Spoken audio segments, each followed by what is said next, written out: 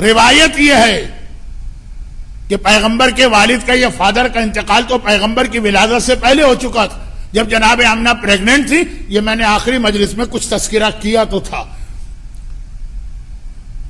خود جناب آمنہ کہتی ہیں اب پیغمبر کی ولادت اس دنیا میں جو ہوئی اس کے حوالے سے کئی بڑے بڑے پرابلمز ہیں مسلمانوں کے بیچ میں. ڈیٹ، ڈے آف ویک، تمام شیعوں کا اتفاق ہے فرائیڈے، برادران اہل سنت کے یہاں ہے منڈے. ڈیٹ میں بھی اختلاف ہے، اور یہ پریگننسی کس دن اسٹارٹ ہوئی اس میں بھی اختلاف. لیکن اب دو روایتیں سن لیجئے. روایت یہ کہ جناب آمنہ کہتی ہیں کہ جب میرے پیٹ میں یہ بچہ آیا، یہ نور آیا، عبداللہ کے ذریعے میرے پیٹ میں یہ منتقل ہوا یا ٹرانسفر ہوا، پہلا مہینہ میں سو رہی تھی، خواب میں نے دیکھا ایک بہت ہی گریسفل پرسنالٹی آ رہی اور آ کر کہتی ہے بیٹی تجھے مبارک ہو، تو سید الانبیاء کے نور کی امینہ بنی. آج تک آمنہ تھی، اب امینہ. امین ٹرسٹ-وردی، امینہ اس کا فیمینن. میں نے گھبرا کے پوچھا آپ کون ہیں؟ تو کہا کہ میں آدم نبی. کہا دوسرا مہینہ آیا، ایسی ہی ایک شخصیت میرے خواب میں آئی اور آنے کے بعد کہا تجھے مبارک ہو، تو فاتح انبیاء کی ماں بنی. میں نے گھبرا کے پوچھا آپ کون؟ کہا میں ادریس نبی. عراق کی زیارت پر جانے والوں کو پتا، مسجد کوفہ میں مقام ادریس، مسجد سیلہ میں مقام ادریس. وہاں پہ اب کچھ حالات آپ سننے لگے، ورنہ پہلے تو سمجھانا پڑتا کہ جناب ادریس کتنی اہم پرسنالٹی. کہا جب یہ میرے پریگننسی کو تیسرا مہینہ تھا تو ایسی ہی ایک گریسفل پرسنالٹی آتی اور آ کر کہتی ہے کہ بیٹی تجھے مبارک ہو، تو عالمین کے نبی کی ماں بنی. عالمین، کوئی نبی پوری کائنات کے لیے نہیں تھا سوائے رسول اللہ کے. میں نے گھبرا کے پوچھا آپ کون ہے؟ کہا کہ میں نوح نبی. جب چوتھا مہینہ آیا پریگننسی کو میرے خواب میں، پھر اتنی ہی ایک گریسفل پرسنالٹی آئی اور ایک مرتبہ کہا بیٹی. 3 انبیاء نے لفظ بیٹی کہا، یہ دوسرے نبی. کہا بیٹی تجھے مبارک ہو، تو جلیل نبی کی ماں بنی. جلیل بہت بڑا لفظ ہے. اللہ کون ہے؟ جل جلالہ. پاکستان میں آج کل ایک بحث چل رہی ہے نا کہ ائمہ کو جل جلالہ کہیں کہ نہ کہیں، اسی سے جلیل نکلا. میں نے گھبرا کے پوچھا آپ کون ہیں؟ کہا کہ میں ابراہیم. حضرت ابراہیم جلیل. ہر نبی نے الگ ٹائٹل دیا. کہا کہ جب یہ 5واں مہینہ آیا تو میرے خواب میں پھر ایک اور بہت ہی گریسفل پرسنالٹی آئی اور کہا کہ تجھے مبارک ہو، تو مقام محمود والے نبی کی ماں بنی. میں نے پوچھا آپ کون ہے؟ کہا میں موسیٰ نبی. جب 6واں مہینہ گزرا پریگننسی کو میرے خواب میں پھر ایک ایسی عظیم شخصیت آئی اور کہا کہ تجھے مبارک ہو، تو عظیم نبی کی ماں بنی. رسول کا ٹائٹل عظیم، یہ اصل میں کس کا ٹائٹل ہے؟ سبحان ربی العظیم وبحمدہ. یہ اللہ کا ٹائٹل ہے عظیم. اور آگے مبارکباد دی. کہا بیٹی. یہ تیسرے نبی تھے جس نے لفظ بیٹی کہا. بیٹی مبارک ہو، تو عظیم نبی کی ماں بنی. میں نے پوچھا آپ ہیں کون؟ کہا کہ میں تمہارا دادا اسماعیل ہوں. آدم سب کے باپ، پھر ابراہیم اور اسماعیل تو اس خاندان کے سربراہ. جب 7واں مہینہ گزرا تو میرے خواب میں پھر ایسی ایک پرسنالٹی آ رہی اور آ کر کہتی ہے. اور جب 9واں مہینہ شروع ہوا تو میرے خواب میں پھر ایک ایسی شخصیت آئی اور کہا تجھے مبارک ہو، تو کریم نبی کی ماں بنی. اہل بیت کریم ہے، سخی نہیں ہے. میں نے پوچھا آپ کون ہے؟ کہا میں عیسیٰ نبی. ہر مہینے ایک نبی نے آ کر پیغمبر کا ایک اہم ترین لقب لے کر، عظیم کہا جو اللہ کا نام، جلیل کہا جو جل جلالہ اللہ، عالمین کہا جو رب العالمین اللہ. ہر نبی ہر مہینے کے شروع میں آ کر جناب آمنہ کوئی بشارت و خوشخبری دی. اور جناب آمنہ کہتی کہ پھر وہ تاریخ آ گئی کہ 16 تاریخ مکمل ہوئی ربیع الاول کی، 17 کی رات آئی اور میرے اندر اب تک کوئی ایسے ڈیلیوری کے آثار نہیں تھے. میں جلدی بات کر رہا ہوں، وقت بہت گزر گئے.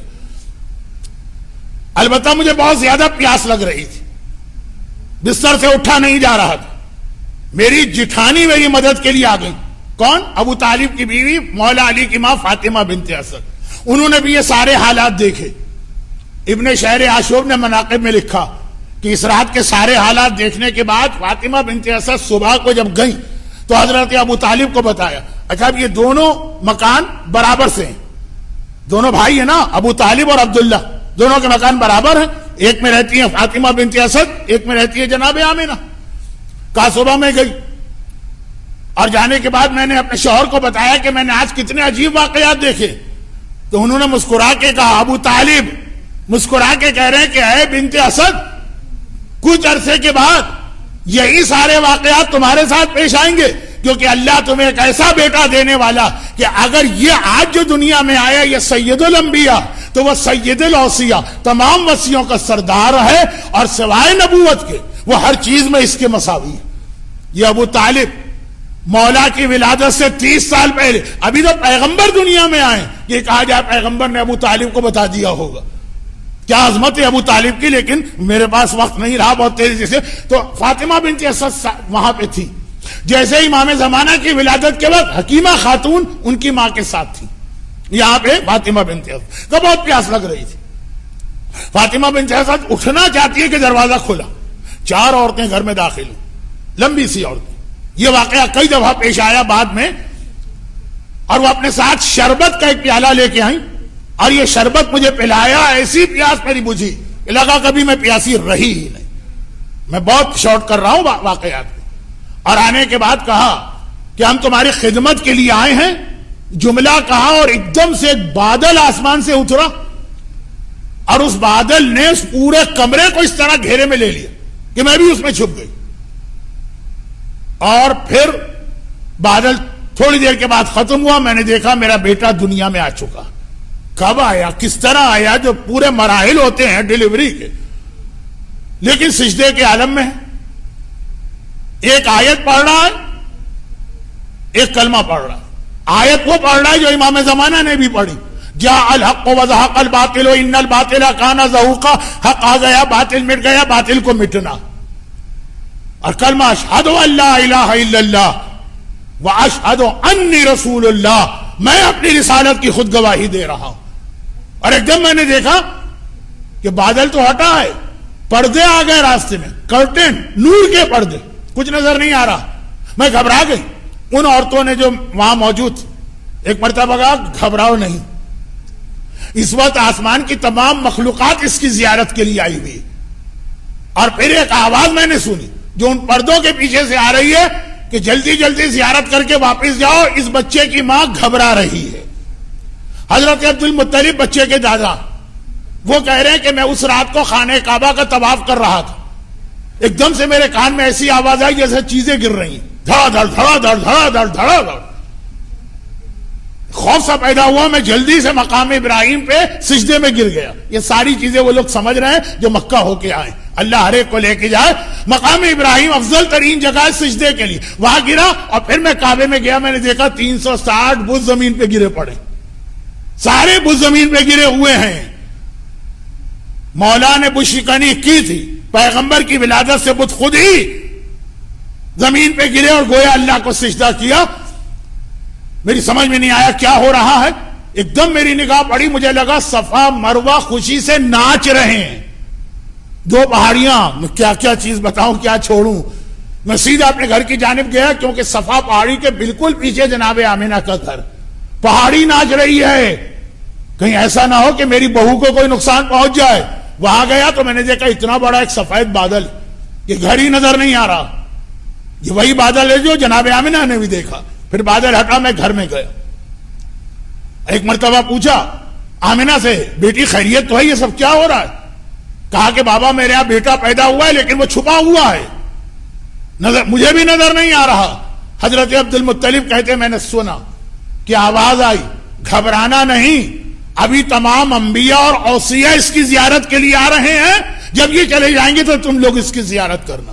کچھ دیر کے بعد وہ چادر، وہ نور کے پردے، وہ کرٹن ہٹے، اور وہ جو 4 عورتیں تھیں وہ آگے بڑھی، ان کے ہاتھ میں شربت کا پیالہ تو پلا دیا آمنہ کو، ان کے ہاتھ میں لوٹے تھے جس میں پانی تھا، اس پانی سے بچے کو نہلا رہی ہیں، مگر ایک جملہ کہہ رہی ہیں، اے آمنہ یہ کوثر کا پانی ہم لے کر آئے ہیں، مگر اس لیے اس کو نہیں نہلا رہے ہیں کہ اس کو ضرورت ہے غسل کی، یہ تو پاک اور پاکیزہ اور طاہر ہے، تو پھر کیوں نہلا رہی ہے؟ کہا کہ یہ پانی ہم اس کو نہلا رہے، اب دیکھنا، نہلا دیا، پانی اسی لوٹے میں جمع کیا اور یہ کہہ کے اس کو آسمان کی جانب لے چلی کہ کوثر نے کہا تھا کہ اس رسول کے جسم سے جو پانی مس ہو اسے لا کے واپس مجھ میں ڈالنا، کیونکہ خدا نے مجھ سے وعدہ کیا ہے کہ اگر میرے حبیب کے جسم کا پانی کوثر میں آیا تو کوثر کا مزہ اور اس کی شیرینی کئی گنا بڑھ جائے گی۔ کوثر نے مانگا ہے یہ پانی، اس لیے ہم نے اس بچے کو غسل دیا۔ اور یہ کہے کہ وہ 4 عورتیں آسمان کی جانب گئیں اور اس وقت کچھ پرندے آ گئے، بالکل امام زمانہ والی روایت، پرندے آ گئے اور یہ بچے کو لے کے چلے گئے۔ میں پھر گھبرائی، عبد المطلب دادا پریشان، آواز آئی اطمینان رکھو یہ 3 دن کے بعد واپس آئے گا۔ امام زمانہ بھی ولادت کے بعد 3 دن کے لیے پرندے لے کے گئے تھے، پھر آئے، اور آج بھی یہی واقعہ، آج پہلے ہے، یہ پہلا نور ہے، وہ آخری نور ہے۔ 3 دن کے بعد یہ بچہ واپس آیا تو جناب آمنہ نے مکے کی عورتوں کو خبر دی، وہ آئیں، دیکھا، کہنے لگی کہ آمنہ تمہارے یہاں بیٹا پیدا ہوا، تم نے ہم نے بلایا بھی نہیں۔ آمنہ نے کہا مجھے خود نہیں پتا چلا کہ یہ کب پیدا ہوا اور کس طرح سے سارے مرحلے طے ہوئے۔ اب روزانہ صبح وہ، یعنی اب کیا میں یہ لفظ کہوں، اچھا نہیں ہے، چیپ لفظ ہے، پیغمبر دیکھنے میں بھی اتنے پیارے لگتے تھے، روزانہ یہ آتی تھی عورتیں مکے کی پیغمبر کی زیارت کو، جب آتی دیکھا کہ بالوں میں تیل پڑا ہوا ہے، کنگھی کی ہوئی ہے، آنکھوں میں سرما لگا ہے، بچہ چمک رہا ہے، ہر ایک شکایت کرتا آمنہ تم نے بچے کو تیار کیا، ہمارا انتظار کر لیا ہوتا۔ آمنہ کہتی ہے مجھے خود پتا نہیں چلا کہ راتوں رات کون آتا ہے جو اس کو تیار کر کے چلا جاتا ہے، میں صبح اٹھتی ہوں میرا بچہ اسی حالت میں نظر آتا۔ اور پھر اس وقت ایک آخری آواز، یعنی آخری سے مطلب میرا وقت بہت زیادہ میں نے لے لیا، آخری کہ 3 دن کے بعد آیا، روزانہ خود ہی تیار ہوتا ہے۔ پھر ہمارے پاس 2 حدیث قدسی آئی ہیں، یعنی اللہ کا کلام، اور ایک یہ حدیث آئی کہ غیبی آواز آئی اور اس نے کہا کہ ہم نے اس بچے کو عطا کیا آدم کی صفوت، نوح کی نجابت، ابراہیم کا علم، اسماعیل کی فصاحت، یوسف کا حسن، موسیٰ کی شجاعت، داؤد کا لہن، یحییٰ کا زہد، ایوب کا صبر اور عیسیٰ کی کرامت، تمام انبیاء کی خصوصیات ہم نے اس میں جمع کی۔ تبھی تو راوی نے ایک بار پوچھا تھا امام معصوم سے کہ مولا کیا پیغمبر اسلام دوسرے انبیاء کے معجزے دکھا سکتے تھے؟ کہا سارے انبیاء کے معجزے ہمارا جد دکھا سکتا تھا، سب کی طاقتیں اس کے پاس تھی۔ اور آخری 2 حدیثیں سن لیجیے، آج رات کو کیا ہو رہا ہے۔ روایت یہ کہ اللہ نے جنت سے کہا ہے جنت تو اس طرح کیوں بیٹھی ہے، جنت سے بات ہو رہی ہے، مسکرا۔ جنت نے کہا کہ خدا بندہ آج کیا بات ہے؟ کہا وہ نور جو تجھ میں رکھا گیا تھا نا وہ دنیا میں ظاہر ہو گیا ہے۔ جنت خوشی سے مسکرائی اور اتنا مسکرائی کہ امام کہتے ہیں اس دن سے لے کے قیامت تک اب جنت ہنسے ہی جا رہی ہے پیغمبر کی ولادت کی خوشی۔ تو آپ تو پھر بھی پیغمبر کا کلمہ پڑھنے والے۔ اور دوسری روایت یہ کہ خدا نے اس رات کو ایک اعلان کیا، کس رات کو؟ آج کی رات۔ فرشتوں جنت کے اندر ایک آبادی بناؤ، ایک کالونی بناؤ، ایک ٹاؤن بناؤ، ہوتا ہے نا وہ کراچی میں رضویہ سوسائٹی اور جعفر طیار اور انچولی اور یہ اور وہ، جنت میں آج کی رات کا جس میں 70,000 یاقوت کے محل ہوں گے اور 70,000 زمرد کے محل ہوں گے۔ آج کی رات خاص بناؤ یہ کالونی ان لوگوں کے لیے جو میرے حبیب کی ولادت کی خوشی منا رہے ہیں، جو آج کی رات خوش ہیں، جو خوشی منا رہے ہیں، ان سب کے لیے آج جنت میں دھڑ دھڑ مکان بن رہے ہیں۔ خدا بندہ کچھ بھی حق ادا نہ کر سکے ہم ذکر رسول کا، بس تجھے اس سے آخری روایت کا واسطہ ہمیں ایسا بنا دے کہ اللہ کا رسول ہم سے راضی اور خوش ہو جائے، اس کی خوشی کی وجہ سے ہم بھی جنت میں وہاں جانے کے حقدار ہو جائے جہاں خود پیغمبر ہوں گے۔ خدا بندہ شفیع المذنبین ان کا اہم ترین لقب، ہم بہت گناہگار ہیں مگر رسول کے اور آل رسول کے ماننے والے، ان کی شفاعت ہمیں نصیب فرما۔ خدا بندہ دنیا میں جہاں جہاں پریشان حال لوگ پیغمبر کے ماننے والے ہیں، کیا آج بھی وہ پریشان رہیں گے؟ تو یہ واسطہ اس اہم ترین خوشی کا۔ بادشاہ تو خوشی کے موقع پہ قیدیوں کو رہا کرتے تھے، جو گناہوں کی قید میں ان کو گناہوں سے آزاد کر دے، جو بیماری میں ہے ان کو بیماریوں سے آزاد کر دے، جو غربت میں ہے ان کو تنگ دستی سے آزاد کر دے۔ خدا بندہ اور ہمارے مرحومین کا خدا نہ کرے کسی عذاب میں ان کو اس عذاب سے دور کر دے۔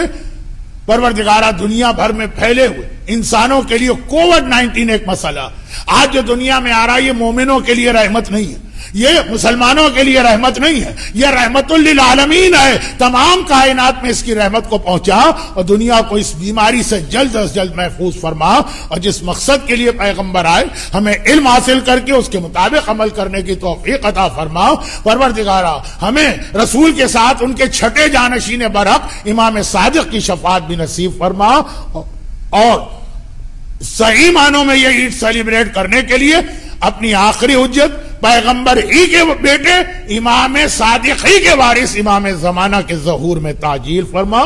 غیبت امام میں ہمیں اپنی ذمہ داری ادا کرنے اور بعد ظہور امام کی فوج کا سپاہی بننے کی توفیق عطا فرما۔ ربنا تقبل منا انک انت السمیع العلیم۔ اللہ کے رسول کی ولادت شہزادی کونین کو میں مبارکباد دیتا ہوں، اور امام زمانہ کو مبارکباد دیتا ہوں تمام مومنین و مومنات کی جانب سے جو میری یہ گفتگو سن رہے تھے، اور خدا بندہ ان کے تمام مرحومین کی مغفرت فرما، اور خدا بندہ ان کی ساری حاجتیں پوری فرما۔